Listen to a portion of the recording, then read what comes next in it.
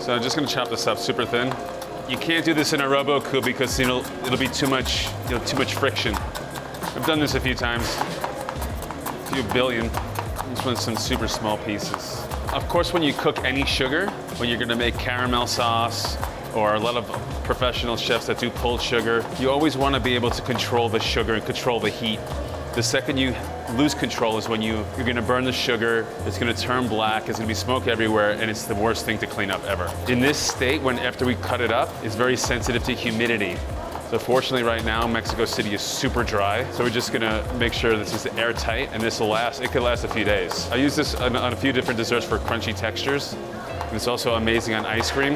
And what else is also good, that you can add any spice you want to it. So if you wanted to put ginger, cinnamon, like in Mexico, canela, even hibiscus powder would be something like salted toffee with hibiscus powder would be amazing. But I would put it right in the end, mix it quick, and that's it. Otherwise, you might burn the spice, or it might change the viscosity. Anytime you add anything wet, the whole recipe is gonna change. You can see it's sort of shiny. Yeah. If it was like sort of greasy and dull, you did it wrong. I mean, I'm not like a rocket scientist or anything, but I know when I screw things up. Put it that way. Let's just finish this off. Wow. What is the purpose of dessert in dining? In my opinion, a lot of chefs might not like this, but I think it's supposed to be not only just the highlight of the meal, but the most memorable part. It's the last thing you put in your mouth. It should be the last thing you remember.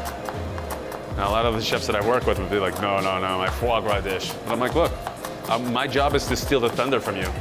Like, not that it's a competition, but I want my food to be remembered. And be like, oh my God, I have a craving for that dessert. But my job is to steal the thunder. And you guys can all taste it.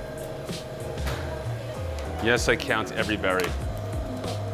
All right, let me cut a piece. Remember, this is it's actually gonna taste like be like a semi-Fredo almost.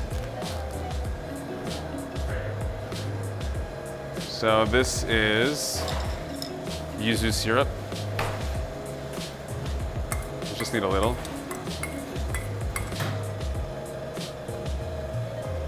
This is shiso gelee, which is Japanese mint jelly. You put some of that all over, and it looks cool.